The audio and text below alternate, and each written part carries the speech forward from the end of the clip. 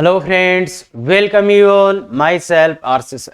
यदि आप IIT JEE की तैयारी कर रहे हैं और कोऑर्डिनेट ज्योमेट्री में अगर आपको प्रॉब्लम आ रही है और आईआईटी एडवांस की तैयारी कर रहे हैं, कुल मिला के नंबर्स नहीं आ रहे, तो क्या कर सकते हैं? उसका एक ही सॉल्यूशन, अब से एक बार इसको ध्यान से पढ़ो, नंबर आ सकते हैं। अगर आपने डिटेल में चीजों को समझ के ध्यान से देखा है कि किस चीज को याद रखना है किसको नहीं, तो बिल्कुल बच्चे आपके भी पूरे नंबर आ सकते हैं। क्योंकि ऐसे क्वेश्चंस आते हैं ना कि मतलब वो क्वेश्चन जो नहीं करके आया आईआईटी एडवांस के या मेंस के पेपर में और वो बोल रहा है कि अरे ये नहीं आता, तो भैया फिर आपका चांस बहुत कम हो जाता है। अगर ऐसे टॉपिक्स में आपके क्वेश्चन नहीं आ रहे, नंबर नहीं आ रहे, तो बहुत कम चांस हो जाते हैं, क्योंकि ये सबसे स्कोरिंग टॉपिक होते हैं। तो क्या तैयार हैं आप? तो आज अपन प्रॉपर्टीज ऑफ टेंजेंट, मतलब टेंजेंट अपन पढ़ रहे हैं 2 दिन से, और अब अपन आज जो देखेंगे कि कुछ स्पेशल चीजें इसके बारे में। तो क्या आप तैयार हैं? चले तो स्टार्ट करते हैं फिर। हाँ बच्चे, लेंथ ऑफ टेंजेंट क्या मतलब है इस टर्म का? लेंथ ऑफ टेंजेंट किसको बोलते हैं अपन? तो देखिए बच्चे, length of tangent from external point two circle, ये है टेंजेंट। यहां पे मेरे पास पॉइंट है, अगर यहां से मैंने टेंजेंट ड्रॉ की तो देखिए बच्चे, ये आपको पता होगा, एक ऐसी टेंजेंट आएगी तो एक ऐसी भी आएगी। और 10th क्लास तक आपने ये भी पढ़ा होगा बच्चे कि ये दोनों टेंजेंट्स का जो लेंथ है ये इक्वल होगा, P A equal to P B. ये पढ़ा है क्या कि एक्सटर्नल पॉइंट से अगर अपन दो टेंजेंट्स ड्रॉ करते हैं तो दोनों का लेंथ इक्वल होगा। इसको अपन प्रूफ भी करेंगे और इनफेक्ट इसका वैल्यू भी निकालेंगे। तो बताओ बच्चे, कैसे निकालूं मैं इसका वैल्यू? इस पी ए, जो ये डिस्टेंस पी ए होती है, इस पॉइंट से लेके पॉइंट ऑफ कांटेक्ट, तो यहां से यहां की जो डिस्टेंस होती है उसको अपन बोलते हैं लेंथ ऑफ टेंजेंट। तो इसका वैल्यू कैसे निकाले? तो वैल्यू कैसे निकाले बताओ? वैसे फॉर्मूला तो लिखा हुआ है, पर निकाले कैसे?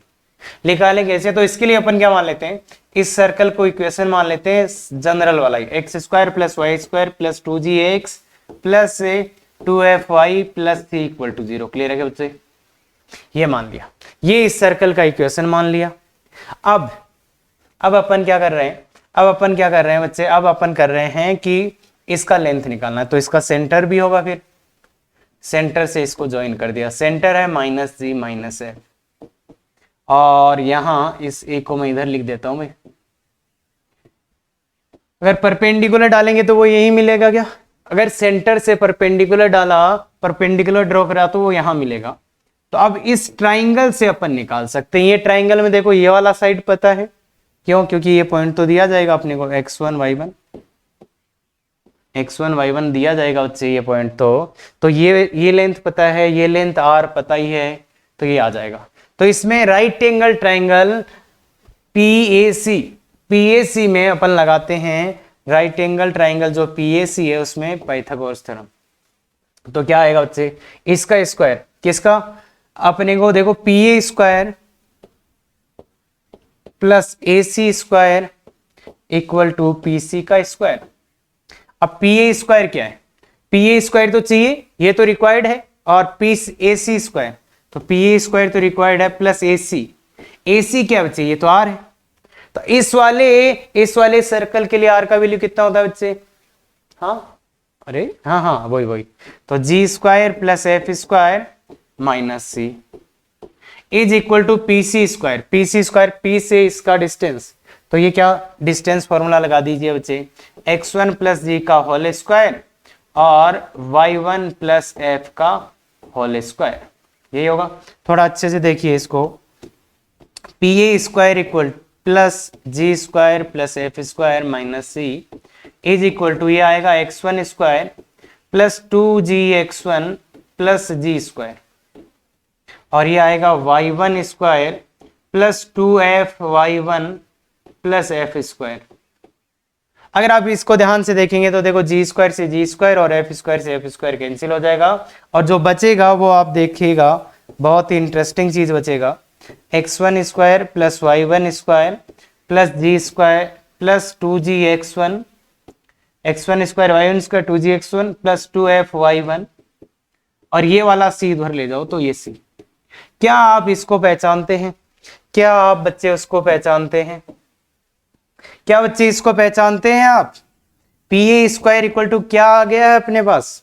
तो देखो बच्चे, अपन इसको एस बोलते हैं, याद होगा आपको, इसको एस बोलते हैं। तो ये क्या एस वन है क्या?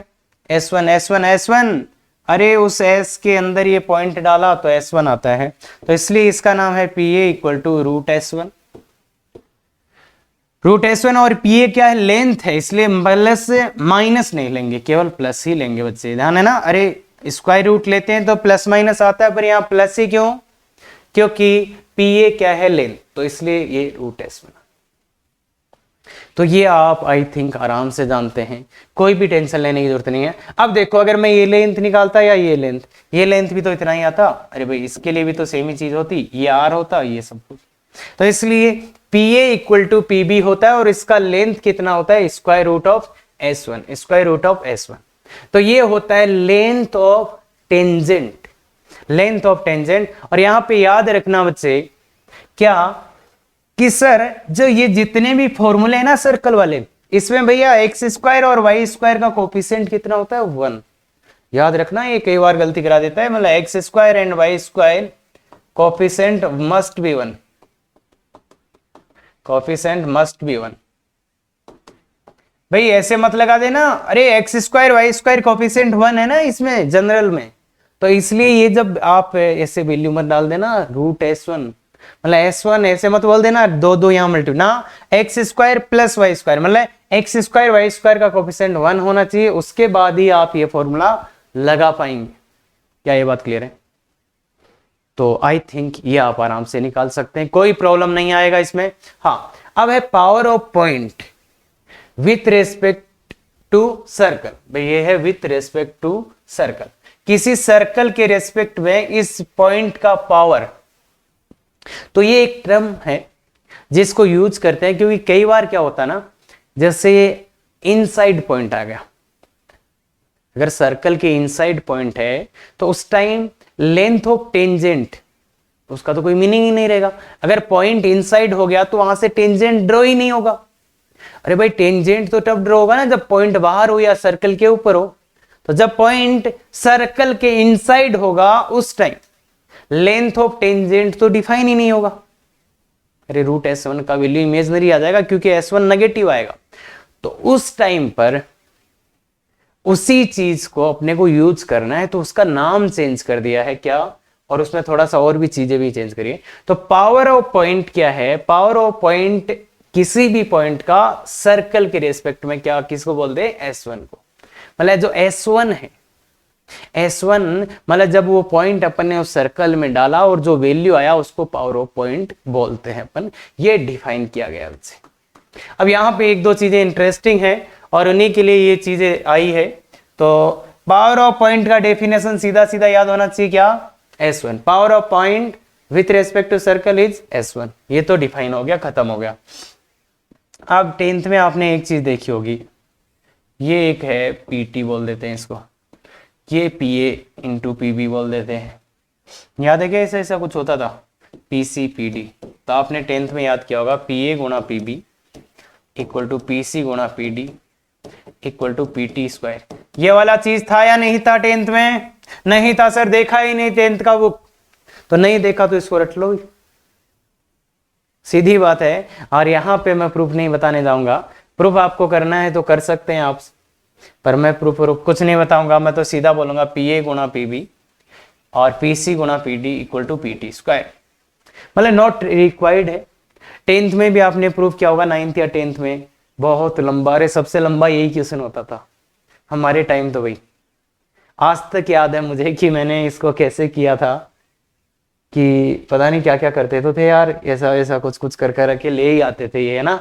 मतलब शायद पाइथागोरस ही लेता था मेरे हिसाब से। तो हम क्या करते थे, यहाँ से इस पे परपेंडिकुलर डाला, यहाँ से इस पे भी डाला, ऐसा कुछ किया, पता नहीं कुछ सिमिलर फिमिलर करके करते थे ना। तो वो आपने भी क्या होगा एम से, और तो वहां से ही आया। तो ये तो था, अगर एक्सटर्नल पॉइंट है तो पी ए गुणा पीबी, पी ए गुणा पीबी। अरे ये काम आता है रियल में, सर्कल में 3-4 क्वेश्चंस में काम आएगा। और सेम चीज ये तब भी वैलिड है अगर पॉइंट पी अंदर हो, पॉइंट पी अंदर हो, जैसे मान लो पी ए गुणा पी बी ऐसा हो, ये ए हो ये बी हो, यहां से कुछ जा रही हो या ऐसे जा, चलो ऐसे खींच देते हैं, ये पी सी और ये पी डी हो, तो अब भी ये वैलिड होता है, पी ए गुणा पी बी, पी ए गुणा P B equal to P C गुणा पी डी।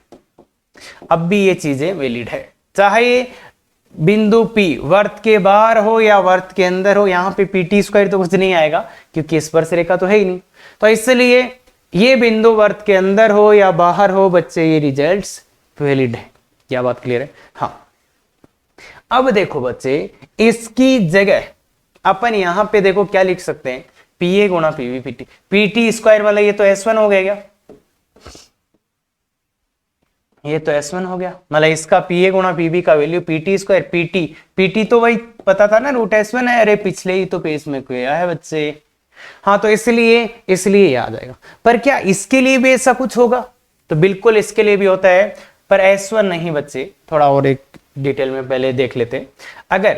अगर इनसाइड पॉइंट हुआ, इनसाइड पॉइंट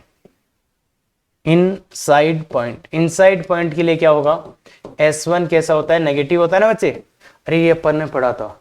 अगर पॉइंट सर्कल के अंदर है, इनसाइड है, तो क्या होगा, S1 का वैल्यू नेगेटिव, मतलब पावर ऑफ पॉइंट कैसा आ गया, पावर ऑफ पॉइंट कैसा आ गया, नेगेटिव आ गया।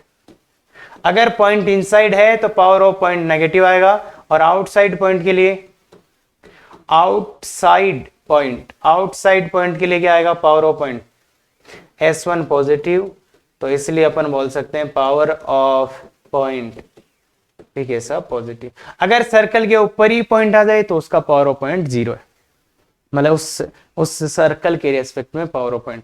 और ये चीज फॉर एक्सटर्नल पॉइंट PA गुणा PB equal to PT square equal to S1। अगर कोई एक्सटर्नल पॉइंट है तो उसके लिए PA गुणा PB का वैल्यू किसके इक्वल आएगा, S1 के बराबर आएगा। अगर ऐसे ही इंटरनल पॉइंट है, फॉर इंटरनल पॉइंट PA गुणा PB किसका आएगा, माइनस S1। अब माइनस क्यों आया, क्योंकि देखो भाई इनसाइड पॉइंट के लिए S1 का वैल्यू नेगेटिव आएगा, तो S1 का वैल्यू नेगेटिव आएगा, S1 का वैल्यू तो नेगेटिव आएगा। पर ये देखो ये इधर PA गुणा PB ये तो पॉजिटिव था ना, ये भी दूरी, ये भी डिस्टेंस, ये भी डिस्टेंस, तो ये पॉजिटिव था इसलिए, पर ये S1 तो नेगेटिव आ रहा था, पर इसलिए इसके लिए माइनस का साइन लगा दिया, तो ये नेगेटिव नेगेटिव, ये भी पॉजिटिव और ये भी पॉजिटिव, तो अब ये इक्वल हो सकते। तो इसलिए बच्चे अगर पॉइंट आउटसाइड है तो PA गुणा PB इक्वल टू S1, और इनसाइड है तो यहां टेंजेंट का लेंथ तो नहीं आएगा, पर फिर भी PA गुणा PB माइनस S1 के इक्वल रहेगा, इक्वल टू माइनस S1 रहेगा। ये बहुत ही इंपॉर्टेंट है, इन चीजों का बहुत ज्यादा डिटेल में जाएंगे तो यूज हो जाएगा क्वेश्चंस में। ध्यान रखना, जब ऐसे कुछ लगे कि हाँ ऐसा कुछ हो रहा है तो इस चीज का यूज हो जाता है। और आगे भी कुछ डेफिनेशंस में भी काम आएगा कि पावर ऑफ पॉइंट क्या होता है, जो अपना वैसा देखा जाएगा तो एक्सटर्नल पॉइंट के लिए तो टेंजेंट की लेंथ का स्क्वायर ही हो गया भाई, उसका स्क्वायर ही तो हो गया, PT square equal to S1, और बाकी चीजें समझ में आ गई। तो ये ध्यान बिल्कुल रखना, बहुत इंपॉर्टेंट है ये लास्ट वाला पॉइंट। हाँ, अब इसका प्रूफ करना है तो कर सकते हैं बच्चे, पर मुझे लगता है कि बहुत ज्यादा इंपॉर्टेंट तो नहीं है, पर बाकी अगर आप बहुत ज्यादा डिटेल में जाना चाहते हो तो बिल्कुल खुद से प्रूफ करिएगा। कैसे आएगा, एग्जाम्पल लेके करिएगा। फिर भी नहीं संतुष्ट हो तो जनरल सर्कल ले लो, पॉइंट ले लो, उससे करो, उससे भी आएगा। क्या कर सकते हैं, बिल्कुल। तो इसलिए इसको ध्यान रखिए। अब आते हैं, अब अपन ने देखा कि बाहर के पॉइंट से दो टेंजेंट आती है सर्कल पे, तो उनके बीच में एंगल क्या होगा बच्चे। अगर अपन ये सर्कल लें, ऐसा वाला सर्कल लें, वाह, तो अब अगर मैं एक्सटर्नल पॉइंट से टेंजेंट ड्रॉ करूं तो दो टेंजेंट आएंगी इसके लिए, दो टेंजेंट आएंगी इसके लिए, ये A है ये B है, दो टेंजेंट आएंगी, एक PA और एक PB। इन दोनों के बीच का एंगल निकालना है, तो मैं मान लेता हूं ये थीटा एंगल है, मैंने मान लिया ये एंगल थीटा है, इसका वैल्यू मेरे को निकालना है। एक तरीका जो बहुत ही वाइजात है, मतलब कोई काम का नहीं होगा, वो क्या है वैसे, तुम इनके पेयर ऑफ टेंजेंट का इक्वेशन ले आओ। मतलब क्या, pair of tangent, pair of tangent, pair of tangent निकालो किससे, T square equal to S S one से, और फिर एंगल निकाल लो, फिर एंगल। पर यार ये तो बहुत ही खतरनाक हो जाएगा ना, तो इसको तो रद्द ही कर देना चाहिए। बाकी हो सकता है भाई कई बार अगर कुछ भी नहीं हो रहा हो तो ये काम ही करना पड़ जाए कि पेयर ऑफ टेंजेंट का इक्वेशन ले आएंगे, फिर उसके बाद में एंगल वो टेन थीटा बराबर 2 times under root H square में, अरे पेयर ऑफ लाइन में देखा था ना वही वाला, तो वो तो ठीक है सर। पर होता क्या है बच्चे, ऐसे क्वेश्चंस में सर्कल के लिए अगर अपन ज्योमेट्री से अप्रोच करें तो वो इजी हो जाता है, आसान हो जाता है। तो ऐसे क्वेश्चंस को सर्कल में अपने को किससे करना चाहिए, ज्योमेट्री से करना चाहिए। तो ज्योमेट्री, और ज्योमेट्री को थोड़ा सा सीखना भी चाहिए बच्चे। देखो सर्कल है तो इसमें ज्योमेट्री का बहुत यूज करने की कोशिश करते हैं, और जो क्वेश्चंस होते हैं ना इसके कुछ वो ज्योमेट्री से इजी पड़ते हैं, तो इसलिए कोशिश करो सीखने की, उससे तो आप कर ही लोगे। या दोनों टेंजेंट का इक्वेशन ले आओ, उनके बीच में एंगल, एक्सटर्नल पॉइंट से दोनों टेंजेंट निकालना सिखाया था ना, अरे लास्ट लेक्चर में। हाँ वो ढाल स्लो फॉर्म में मान गए, तो उससे भी आप कर सकते हो। पर बेटर वे क्या है, बेटर वे क्या है कि अगर अपन देखो इसको इससे मिला दें तो ये क्या होगा, ये हाफ हाफ होगा। कैसे हाफ हाफ होगा, यहां से यहाँ 90, यहां से यहाँ पे भी 90। अब देखो ये और ये दोनों ट्राइंगल कैसे हैं, कॉन्ग्रुएंट है। क्यों है, क्योंकि ये वाला साइड दोनों में कॉमन है, ये और ये इक्वल है, और ये एंगल भी इक्वल है, इसलिए ये दोनों ट्राइंगल्स कैसे हैं, कॉन्ग्रुएंट है, कॉन्ग्रुएंट है। इसलिए ये जो एंगल है ये θ/2 हो जाएगा, और ये भी θ/2 हो जाएगा। क्या ये बात क्लियर है, ये θ/2, ये θ/2। अब इस θ/2 को अपन ज्योमेट्री से ला सकते हैं कैसे, ये r होगा, ये √S1, ये r और ये √S1, ये r, अरे √S1 अभी भी टेंजेंट का लेंथ, तो ये r और √S1। तो देखो tan θ/2 क्या है, देखिए जनाब tan θ/2 इस वाले ट्राइंगल में, किस ट्राइंगल, ट्राइंगल PAC की बात कर रहा हूं, PAC। तो ये r, इसके लिए r क्या बच्चे, इस वाले के लिए r क्या है, परपेंडिकुलर, और r परपेंडिकुलर, और ये क्या है, ये क्या है, बेस, तो r, तो ये इससे आता है। अब यहां से एंगल को देखो, ये तो छोटा सा लाइन, इसके बाद जो काम आएगा वो है ट्रिग्नोमेट्री का, इसके बाद का काम है ट्रिग्नोमेट्री का। देखो बच्चे यहाँ तो बहुत छोटा सा चीज है, tan θ/2, अरे यार इतना तो कर ही सकते हो ना भाई, ये था, इसको मिलाया तो ये हाफ हाफ हो गया, ये हाफ हाफ एंगल आ गया। इसके बाद अपन ने ये r/√S1 इतना तो लिखित हो गए। तो यहां से दो तरीके हैं। अब एक तरीका तो ये है कि इस टेन को उधर ले जाओ, तो θ/2 बराबर tan इनवर्स। अब ये पूरा एक चैप्टर है इनवर्स का, वहां पे डिटेल में समझेंगे, पर अभी इतना समझ लो, इसको उधर ले जाना आप, तो इसको इधर ले जाना, तो θ बराबर 2 tan इनवर्स आ जाएगा, ये है ना। आप तो इतना समझ लो, मतलब थीटा दोनों टेंजेंट्स के बीच के एंगल कितना आ गया, ये आ गया। एक तरीका ये कर सकते हो आप, और 11th क्लास के हैं तो खासकर बस सर ने क्या बोला था, इसको उधर ले जाना, tan इनवर्स हो जाएगा, दैट्स ऑल। हाँ, दूसरा तरीका ये हो सकता था, यहां से आप tan थीटा का वैल्यू लाओ, मतलब tan थीटा का ही वैल्यू ले आओ, 2 tan θ/2 upon 1 minus tan square θ/2।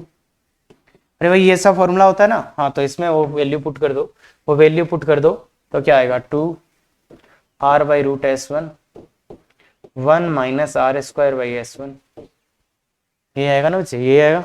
तो इसको थोड़ा अच्छे से लिख देंगे, तो tan थीटा बराबर क्या आ जाएगा, 2 r√S1 बट्टे s माइनस r।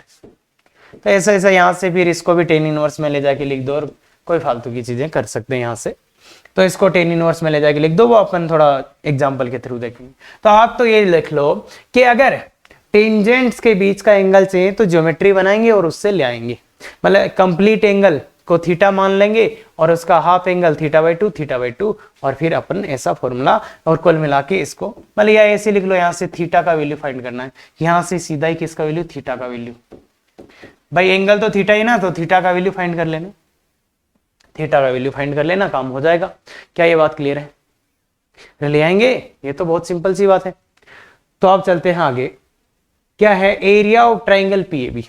अब देखो बच्चे ध्यान से सुनो, ये जो इस डायग्राम के रेफरेंस में बात कर रहा हूं, ये पीएबी का एरिया चाहिए इसको। तो देखो ये जो था इसमें बहुत से डायग्राम्स बन रहे हैं, ये P है, ये A है, ये B है। इस वाले ट्राइंगल का एरिया चाहिए अपने को, इस वाले ट्राइंगल का एरिया चाहिए। मतलब बहुत से ट्राइंगल बन रहे हैं, वैसे अगर मैं इसको C से ज्वाइन कर दूं तो मतलब किसी का भी पूछ सकता है, पर इसमें हेडिंग है ट्राइंगल PAB का एरिया अपने को निकालना है, ये C है, इसको यहां से ज्वाइन कर देंगे तो बहुत से और ट्राइंगल भी बन जाएंगे। पर अभी अपना एम है अपन PAB का एरिया निकालें। तो एक बात आपको पता होगी, और नहीं है तो नोट कर लो, अगर ये एंगल थीटा है, ये A है, ये B है, तो इस ट्राइंगल का एरिया क्या होता है, इस ट्राइंगल का एरिया होता है 1/2 AB sin थीटा। अगर नहीं पता है तो प्रूफ देखने का ये सही टाइम नहीं है, सीधा सीधा नोट, अगर ये साइड A, ये साइड B और ये थीटा, तो इसका एरिया होता है 1/2 AB sin theta. SOT solution of triangle में बिल्कुल विथ प्रूफ बताऊंगा, पर अभी नहीं। क्लियर है बात? तो ये अपने को समझ में आना चाहिए। इसके बाद अब इसका मेरे पास थीटा है और ये वाली लेंथ है √S1 मेरे पास, ये वाली लेंथ भी √S1 है। तो इस वाले ट्राइंगल का एरिया कितना आ जाएगा, एरिया कितना आ जाएगा 1/2 S1 √S1 into sine theta. तो ये आ जाएगा 1/2 S1 साइन थीटा। अब इस साइन थीटा का वैल्यू देखो, यहां लिखने का कोई मतलब नहीं है, बाकी आपको पता होगा मन ही मन क्या कि टेन थीटा का वैल्यू अपने पास आया था, टेन थीटा/2 का वैल्यू आया था ना R/√S1। अरे पिछले स्लाइड में, यहां से अपन साइन थीटा निकाल सकते हैं।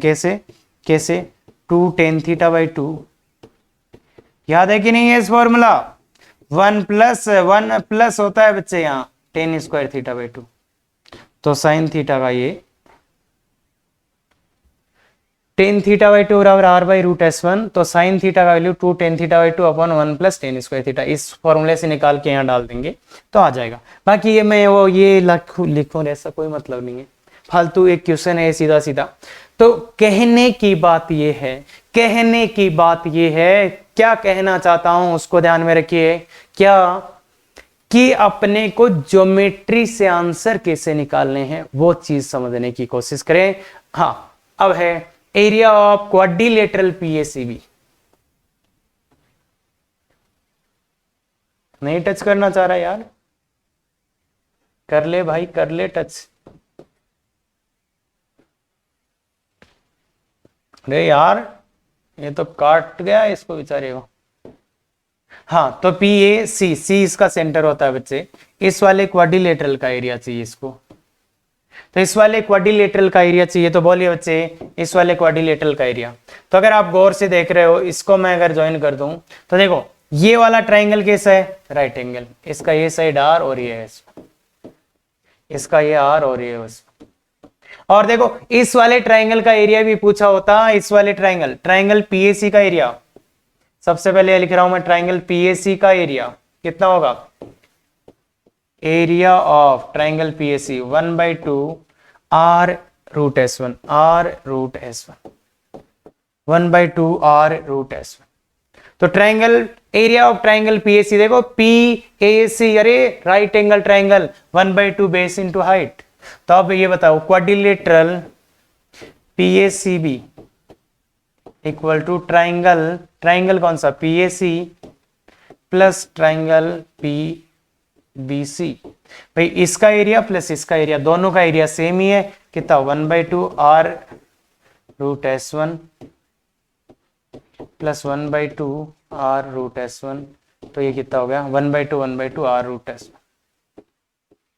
तो 1/2 R√S1। तो ये आ जाएगा क्वाड्रिलेटरल का एरिया R√S1, क्वाड्रिलेटरल का एरिया। तो ये सिंपल सा फॉर्मूला होता है। अगर बाकी तो यार बच्चे निकाल सकते हो शायद, हाँ जरूरत मेरे हिसाब से तो नहीं है, पर फिर भी अगर आप बहुत ही कम नंबर्स अपने आ रहे हैं ऐसे टॉपिक्स में, तो ऐसी चीजें याद रख सकते हैं अपन थोड़ी सी देर के लिए कि R√S1। हाँ, सरकम सर्कल ऑफ ऑल, इंपॉर्टेंट नहीं, very important, very important, very important का।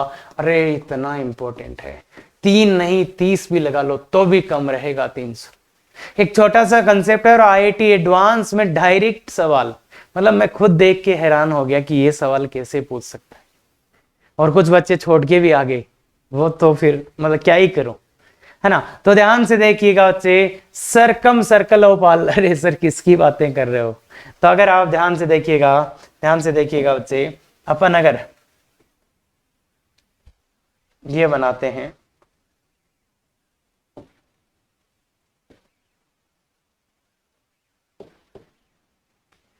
पी ए बी, है ना, यहां पे अगर आप बनाओगे तो बहुत सी ज्योमेट्री बनेंगी। एक सी और ले लो, तो पी ए बी और सी से बहुत से चीजें बनेंगी। इनको मैच आप तो मिलाते जाओ, इनको मिला दो, इनको मिला दो, देखो कितनी ज्योमेट्री बन गई। देखो क्या क्या बन गया, एक तो ट्राइंगल पीएसी बना, पीएसी बना, ट्राइंगल पीबीसी बना, ट्राइंगल पीएबी बना, ट्राइंगल पीएबी, पीएबी बना, ट्राइंगल एबीसी बना, क्वाड्रिलेटरल पीएसीबी बना। कितनी 5 ज्योमेट्री बन गई।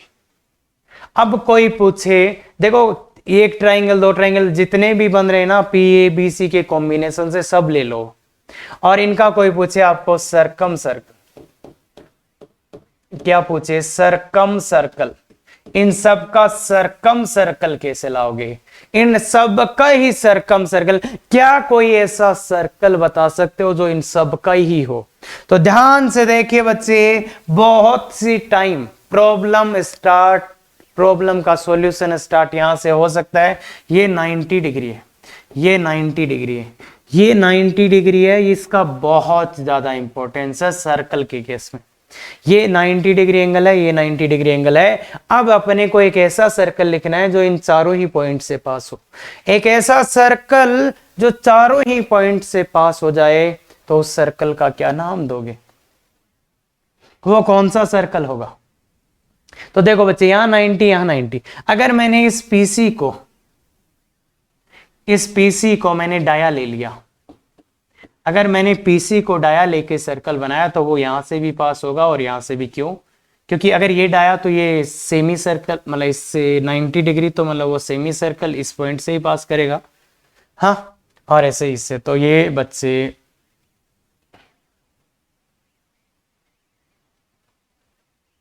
सही बना क्या, नहीं बना, बन जा भाई,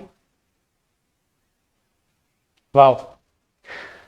तो अगर बच्चे आप पीसी को डायामीटर लेके सर्कल बनाओगे, तो वो सर्कल इस पॉइंट ए से भी पास होगा, पॉइंट बी से भी पास होगा, पॉइंट ए से भी पास होगा और पॉइंट बी से भी पास होगा। क्या ये बात क्लियर है। तो इन सब का सरकम सर्कल क्या है, सर्कल ऑन पीसी डाया, या तो पीसी डाया सर्कल बोल देता हूं, पीसी डाया सर्कल। कौन सा सर्कल है जो सबका ही सरकम सर्कल है, पीसी डाया वाला, पीसी डाया वाला। अब पॉइंट पी तो देगा, वो पॉइंट पी तो अपने को देगा, इसको तो x1 y1 वो देगा अपने को। और ये क्या है, माइनस जी माइनस एफ, माइनस जी माइनस एफ, अगर सर्कल की बात कर रहे हैं तो ये देगा, ये देगा, तो सीधा सीधा ही लिख सकते हैं x minus x1 into X plus x2, तो ये x y minus y1 into Y minus y2, तो ये प्लस। यार लो, ये सर्कल का इक्वेशन ही लिख दिया मैंने, सर्कल का इक्वेशन ही लिख दिया बच्चे। पीसी डाया पर जो सर्कल बन रहा है वो ये, और इसका सेंटर बोले तो क्या होगा, पीसी का मिड पॉइंट, सेंटर, अरे यार बच्चे centre, PC mid point, PC का मिड पॉइंट इसका सेंटर हो जाएगा ये बच्चे, पीसी का मिड पॉइंट इसका सेंटर हो जाएगा। तो बच्चे चाहे देखो, अरे यार ये तो पता चल गया ना भाई, मैं पीएसी की बात कर रहा हूं, पीएसी, पीएसी देखो तीनों ही वर्टेसे से पास कर रहा है, मतलब इसका सरकम सर्कल है, इसका इससे इससे पास कर रहा है, इसका भी सरकम सर्कल, पीएबी तीनों वर्टेसे से पास कर रहा है सरकम सर्कल, इस एबीसी के भी तीनों, ये भी सरकम सर्कल, इसका भी चारों वर्टेसे से पास। और ये पता ही है ना, सर्कम सर्कल एक ही होता है, और ये एक ऐसा सर्कल है जो तीनों ही वर्टिसेस से पास हो रहा है। इसका मतलब यही सर्कल है, यही सर्कल है भाई। तो इसलिए ये सर्कल तो बहुत अच्छे से याद रखे कि पी, ए, बी और सी से जितनी भी ज्योमेट्री यहां पे बन रही है, 5 ज्योमेट्री, इन सभी का सर्कम सर्कल एक ही होता है, एक ही होता है। क्या ये बात याद रह जाएगी? क्या ये बात याद रह जाएगी बच्चों? क्या ये बात याद रह जाएगी? अरे बहुत इंपॉर्टेंट है। क्या याद रह जाएगा? बिल्कुल ठीक है। तो अब देखिए ये question, from point tangents P and P be drawn to circle and C is the center of circle then find। तो बिल्कुल बच्चे ये दोनों क्वेश्चंस आप ट्राई कीजिए, उसके बाद ही सॉल्यूशन देखें, क्योंकि मेन चीज है यही है ऑनलाइन ऑफलाइन का डिफरेंस। अगर आप यहां पे ये चीज कर लेते हो कि सॉल्यूशन देखने से पहले अगर आप खुद सॉल्व करते हो तो बहुत बढ़िया कर पाओगे आप। हाँ तो देखिए इस पॉइंट से length of tangent, length of tangent क्या होता है? Root S1। पता है रूट S1 का क्या मतलब है कि ये वाला पॉइंट इसमें पुट करना है, ये वाला पॉइंट इसमें पुट करना है। तो 7 square plus 12 square minus 4 into 7 plus 6 into 12 minus 12। इसको थोड़ा ध्यान से देखेंगे। 49 प्लस 144 माइनस 28 प्लस 72 माइनस 12, तो ये होगा। तो ये कितना हो रहा है बच्चे? 40। अगर आप इसको देख रहे हैं तो 40, इसमें से 40 जाने दो, 104 हो गया, 104 हो गया। तो इसमें अगर ये ऐड कर दोगे 104 इंटू ये, तो ये 153, और इसमें ये ऐड कर दोगे तो 225, तो ये 15 आ जाएगा। बच्चे कितना सुंदर आंसर आ रहा है।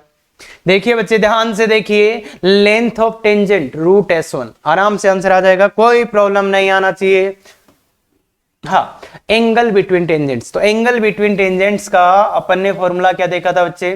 मैंने क्या बोला था? ऐसे कर देना, ये पूरा थीटा है, पूरा एंगल अगर थीटा है तो हाफ एंगल कितना होगा? θ/2। तो इस θ/2 को निकालने के लिए अपन ने ये r और ये रूट S1।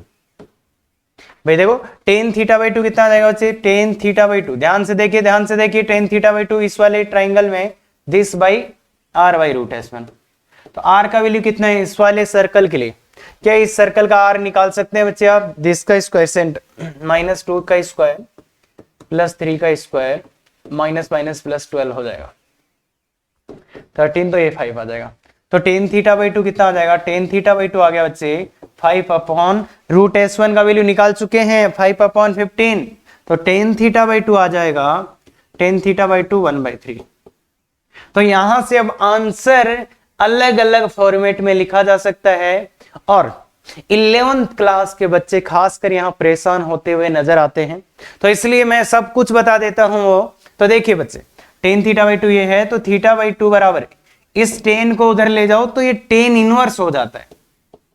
बाकी ये पूरा एक चैप्टर है बच्चे, पर अभी इतना समझ लो, इसको उधर ले जाएंगे तो tan इनवर्स, और ये ऐसा हमेशा कर सकते हैं अपन, इसलिए ये आ गया। तो थीटा बराबर क्या आ गया? 2 tan इनवर्स 1/3। एक तो ये फॉर्मेट में आंसर आपको मिल सकता है। दूसरा फॉर्मेट जो सबसे फेवरेट हो सकता है इसका, भाई tan θ/2 का आपके पास वैल्यू आ गया, तो यहां से आप tan थीटा का वैल्यू निकाल लो। tan थीटा का वैल्यू कैसे? 2 tan θ/2, अरे हाफ एंगल वाला फॉर्मूला, अरे जानते ना ये? अरे ये जानते कि नहीं जानते बच्चे? tan 2 थीटा वाला फॉर्मूला अगर यहाँ पे है तो इसका हाफ हो जाएगा इधर, तो tan थीटा का वैल्यू कितना आ जाएगा बच्चे?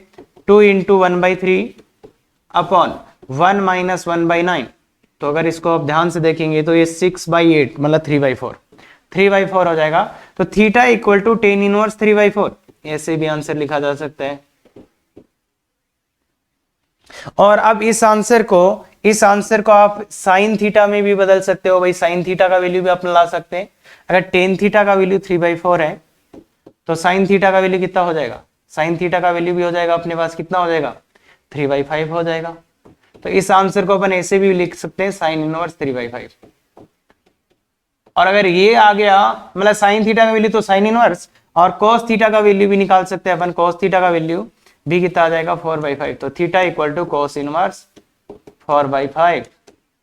तो तो इसलिए इस क्वेश्चन का जो आंसर लिखने का तरीका है वो बच्चों को परेशान करता है, और उसको एक तरीके से ऐसे लिख सकते हैं, दूसरे से ऐसे, तीसरे से ऐसे, चौथे से ऐसे, तो मतलब किसी में भी आप चेंज कर सकते हो। क्या ये बात क्लियर है बच्चे? तो बस बिल्कुल यही ध्यान रखो, तो इसलिए ये थीटा आ जाएगा। क्या ये बात क्लियर है? बिल्कुल। तो अब बच्चे इसी के लिए अपन बाकी आगे वाला क्वेश्चन करते हैं 7, 12 और ये। हाँ, तो आगे वाला क्वेश्चन है एरिया ऑफ क्वाड्रिलेटरल पीएसीबी। क्वाड्रिलेटरल पीएसीबी का एरिया चाहिए थर्ड। तो देखो ये क्या है, एक सर्कल है अपने पास, और ये पॉइंट पी था, 7, 12 था क्या,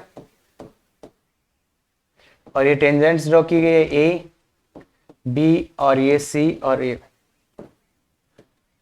तो इस क्वाड्रिलेटरल का एरिया चाहिए। तो देखो बच्चे अपन ने कैसे करा था, इस क्वाड्रिलेटरल के लिए आप या तो फॉर्मूला याद कर लो, या तो फिर देखो ये आर और ये रूट S1।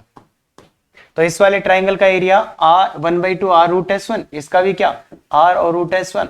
तो सीधा सीधा पीएसीबी का क्या आ जाएगा, पीएसीबी का आर रूट S1। देखिए बच्चे आर रूट S1, इसका और इसका एरिया ऐड कर दो। अब देखो कुछ बच्चे हैं जिनको बहुत ज्यादा प्रॉब्लम हो रही है, प्रॉब्लम नहीं बहुत ज्यादा प्रॉब्लम हो रही है, तो वो बच्चे इस फॉर्मूले को याद भी कर सकते हैं। अच्छा, क्वाड्रिलेटरल का आर इंटू रूट S1, समझ गए? तो इसलिए आर का वैल्यू 5 आया था और S1 का वैल्यू 15 आया था, तो ये 75 आंसर आ जाएगा। क्या ये बात क्लियर है? दूसरा, सरकम सर्कल ऑफ पीएसीबी। सरकम सर्कल, तो भैया सरकम सर्कल तो ये किसी का भी पूछ ले, सरकम सर्कल तो ये किसी का भी पूछ ले, मैं क्या बोलूंगा, फोर्थ वाला है किसी का भी पूछ ले। अरे भाई इस ट्राइंगल का पूछ ले, इस क्वाड्रिलेटरल का पूछ ले, इस ट्राइंगल का पूछ ले, किसी का भी पूछ ले, क्या होगा, circle on PC dia, circle on PC dia. PC dia पर जो सर्कल बनेगा वो, तो पॉइंट पी तो है बच्चे 7, 12, बस इसका सेंटर लाना है।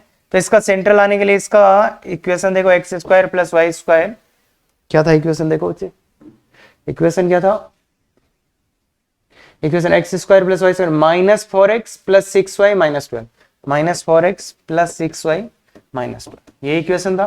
तो इसका सेंटर क्या हो जाएगा, सेंटर हो जाएगा बच्चे इसका हाफ और माइनस 2, -3, तो C आ गया, और पॉइंट P था 7, 12, 7, 12, तो इसलिए पीसी डायमीटर वाला। तो x minus x1 x minus x2 plus y minus y1 y minus y2 equal to 0।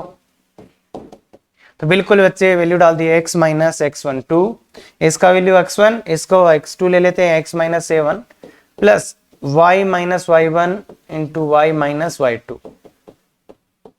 तो ये आंसर है। इसको थोड़ा अच्छा लिखोगे तो X square plus Y square minus 9x minus 9y minus 9x minus 9y और 14 और माइनस 36, माइनस का 36 आएगा, और ये आ गया 14 प्लस का जाने दो तो माइनस 22 इक्वल टू 0। यही आंसर है। तो ये बहुत ही आसान क्वेश्चंस है अगर आप ध्यान से देखते हो, और ये जो अपन चीजें पीछे कर रहे थे वो इसी इन्हीं 3-4 क्वेश्चंस के लिए कर रहे थे। क्या बात क्लियर है बच्चे? बिल्कुल। तो अब चलिए length of chord, length of chord किसकी, सर्कल की। इसके देखो बच्चे 2-3 तरीके आएंगे और मैं जनरल वे बताऊंगा सभी कर्व्स के लिए, पर एक सर्कल के लिए छोटा सा फॉर्मूला होता है, पहले उसको देख लेते हैं, और आगे वाले जो तरीके हैं वो सभी में लगते हैं। अरे वो सर्कल के लिए भी लगते हैं, तो वो थोड़े से लेंथ थोड़ा सा बड़ा होता है, पर बाकी पैराबोला, इलिप्स, हाइपरबोला सब में काम करता है। तो वो तरीका मैं आपको बताऊंगा पैराबोला में, यहां मैं केवल सर्कल के लिए बता रहा हूं। तो देखिए बच्चे, अगर सर्कल अपने पास है कोई, इस पे कोई लाइन ऐसे जा रही है, तो इस कॉर्ड ये होगा, लेंथ ऑफ कॉर्ड ये होगा क्या, कोई लाइन है जो ऐसे पास हो रही है, तो ये कॉर्ड का लेंथ कैसे निकालेंगे। तो इस कॉर्ड का लेंथ निकालने के लिए अपन क्या करते हैं बच्चे, इसका सेंटर से इस पे परपेंडिकुलर डाल देते हैं। अब ये आपको पता होगा ये मिड पॉइंट पे मिलता है, ये सी था, इसको पी बोल देते हैं, मिड पॉइंट पे मिलता है ना बच्चे ये। अरे सर्कल के सेंटर से कॉर्ड पे परपेंडिकुलर ड्रॉ करते हैं तो उसके मिड पॉइंट पे मिलता है। नहीं पता तो याद करके लिख लो इसको अच्छे से, ये 10th क्लास की बातें हैं भाई से। अगर सेंटर से किसी भी कॉर्ड पे परपेंडिकुलर ड्रॉ करते हैं तो उसको क्या करता है बच्चे, हाफ हाफ करता है। या ऐसे बोल दो रिवर्स कि अगर मैं कॉर्ड के मिड पॉइंट को सर्कल के सेंटर से ज्वाइन करूं तो ये वाली लाइन इसके परपेंडिकुलर होएगी। क्या ये बात क्लियर है? बिल्कुल। तो ये इसलिए अब इसको निकालने के लिए देखो मेरे को क्या है, ये आर है, ये आर है, ठीक है, ये आर है। और ये लाइन का इक्वेशन तो गिवन होगा, ये गिवन होगा, और ये सर्कल का इक्वेशन भी गिवन होगा, तो ये भी पता होगा मेरे को, ये भी पता होगा, मतलब सब कुछ गिवन ही होगा। तो मैं क्या कर सकता हूं, देखो मैं यहां से इस वाले ट्राइंगल में देखिए बच्चे, P B square plus P C square equal to A B C square है क्या? P B square plus P C square equal to B, अरे राइट एंगल ट्राइंगल, तो पी बी स्क्वायर का value B C square minus P C square, तो P B का value क्या आ जाएगा, बी सी, बी सी क्या है, आर स्क्वायर, ये तो बी सी तो आर है, तो आर स्क्वायर माइनस, अब इसका नाम मैं दे देता हूं लेंथ ऑफ परपेंडिकुलर पी, तो P R square minus P square, ये आ गया पी बी, पी बी। और यहां पे अब ए बी चाहिए, तो ए बी कितना आ जाएगा, 2 टाइम्स पी बी, भाई ये हाफ था, ये हाफ, तो ए बी का वैल्यू इसका डबल हो जाएगा, तो 2 times R square minus P square, ये R square minus P square. Clear है क्या? अब यहां पे ये ध्यान देना जरूरी है कि पी क्या है, पी क्या है बच्चे, पी क्या है, क्या length of perpendicular from centre of circle to line, तो distance of centre of circle to the chord, तो ये अपन निकाल लेंगे। इसका फॉर्मूला अपन जानते हैं, इसका फॉर्मूला यहां से किसी पॉइंट से किसी लाइन का डिस्टेंस कैसे निकालना है तो वो अपन निकाल लेंगे। तो इसलिए ये एक छोटा सा फॉर्मूला है, छोटा सा फॉर्मूला है जो सर्कल के लिए बेस्ड है, और इसी चीज को अदर कर्व के लिए अपन देखेंगे आगे, किसमें, पैराबोला में देखेंगे। क्या बात क्लियर है बच्चे? बिल्कुल। तो देखिए बच्चे, इस पे बेस्ड क्वेश्चन, और ये अच्छा क्वेश्चन है, सर्कल का काफी अच्छा क्वेश्चन है, बिल्कुल खुद से ट्राई करिएगा, खुद से ट्राई करिएगा। 2 lines through 2,3 from 2 lines through this from which the circle intersect chord of length 8 units, 2 lines through this from which, मतलब देखो क्या बोल रहा है, थोड़ा सा खतरनाक इंग्लिश है भाई। 2 लाइन्स थ्रू मतलब इस पॉइंट की थ्रू 2 लाइन्स आ रही हैं, उन लाइन से फ्रॉम विच, उनमें से the circle intersect chord of length 8 units, मतलब इसने ये बोलने की कोशिश कर रहा है शायद 2,3 एक पॉइंट है। और ये थोड़ा सा ध्यान से देख लो, पहले समझ लो क्वेश्चन क्या है। क्वेश्चन ये है कि इससे 2 लाइनें जा रही हैं, इस वाले से 2 लाइनें जा रही है, जहां से ये सर्कल कितने यूनिट का कॉर्ड कट करेगा, 8, मतलब ये ए बी का लेंथ कितना होगा, 8, और ऐसे ही सी डी का लेंथ भी कितना होगा, 8 होगा।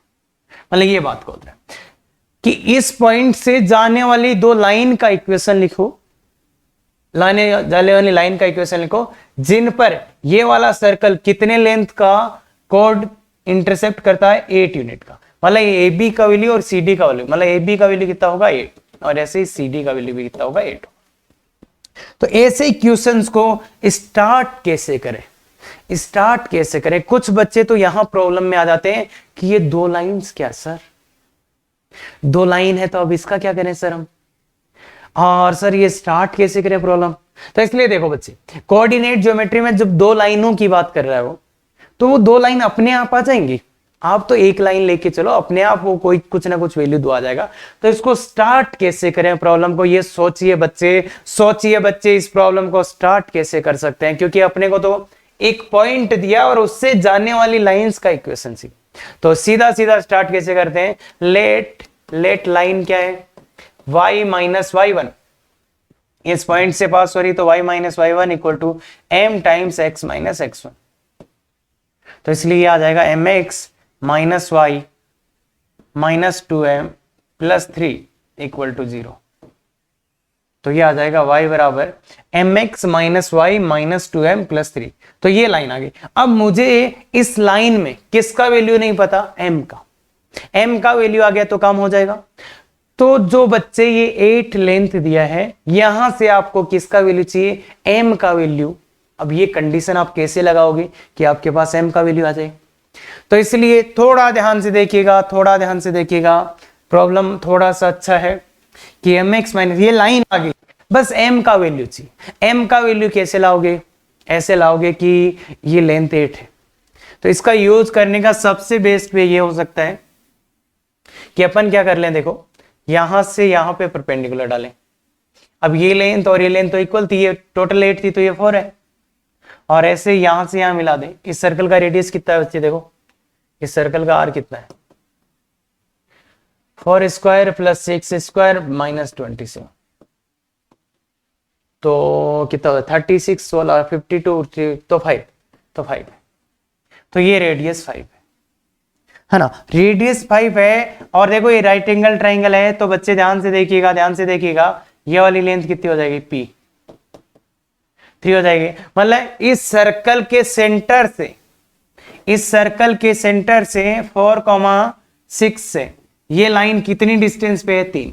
मतलब इस लाइन P मतलब 3 है। P 3 होने का क्या मतलब होता है, P 3 कैसे आया, P 3 कैसे आया, ये 4 था क्योंकि 8 था, ये 5, तो 4 और 5 तो ये 3 आ जाएगा राइट एंगल से, राइट एंगल, अरे पाइथागोरस से, क्लियर है। तो इसलिए क्या आ गया कि P 3 है। P 3 मतलब इस लाइन की, इस लाइन की कहां से डिस्टेंस बचे, इसके सेंटर से, distance of line from centre, from centre, centre, centre क्या है C का क्या है 4,6 इस 3, मतलब इस लाइन की, इसके सेंटर से डिस्टेंस है वो कितनी है 3।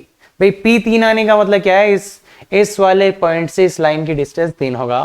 तो लगा दीजिए बच्चे फॉर्मूले, कैसे लगाते हैं, फॉर्मूला याद है ना, पॉइंट की लाइन से डिस्टेंस का फॉर्मूला। हाँ, तो ये पॉइंट इसमें रखिए, तो ये पॉइंट इसमें रखिए, तो 4m minus 6 minus 2m plus 3 का modulus upon square root m square plus 1 is equal to 3। देखो दिया ना 3, तो अब इसको थोड़ा अच्छा से कर देंगे, तो ये 2m माइनस 3 का modulus equal to 3 times under root m square plus 1। तो दोनों तरफ स्क्वायर करो, तो 4m स्क्वायर आएगा plus 9 minus 6 12m is equal to 9m square plus 9। ध्यान से ध्यान से ध्यान से, ये आएगा। इसको थोड़ा सोल्व कर लेते हैं, इसको सिंप्लीफाई कर लेते हैं, तो क्या आएगा, उधर ले चलते हैं, तो 5m स्क्वायर, 9 से 9 कैंसिल हो जाएगा, प्लस 12m, तो m कॉमन ले लो बच्चे, 5m प्लस 12, तो m का वैल्यू आएगा 0 और m का वैल्यू आएगा माइनस का 12/5। तो m के दो वैल्यूज आ गए, देखो अपने आप ही m के दो वैल्यूज आ गए। m के दो वैल्यूज यहाँ पे पुट कर दो तो आंसर आ जाएंगे 2। m का एक वैल्यू तो 0, 0 पुट करो बच्चे, ये 0 ये 0, तो minus Y plus 3 equal to 0। एक आंसर तो ये आ गया। दूसरा आंसर m का वैल्यू माइनस 12/5 पुट कर दो, minus 12/5 minus Y minus minus minus put करोगे तो 24/5 प्लस 3 इक्वल टू 0। तो बच्चे 5 से मल्टीप्लाई कर दो तो minus 12x minus 5y plus 24 plus 15। तो ये आंसर है, इसको थोड़ा सा जमा लेना यार। तो ये दो आंसर आए। तो इस क्वेश्चन को समझने की कोशिश करो बच्चे, तब अपने को समझ आएगा कि हो क्या रहा है एग्जैक्टली। क्लियर है क्या, समझ सकते हैं? बिल्कुल ध्यान से देखिएगा। अगर ऐसे लेक्चर्स आपको पसंद आते हैं, बिल्कुल हमेशा की तरह शेयर सब्सक्राइब लाइक करते रहें। Thank you very much. Effective तैयारी करो।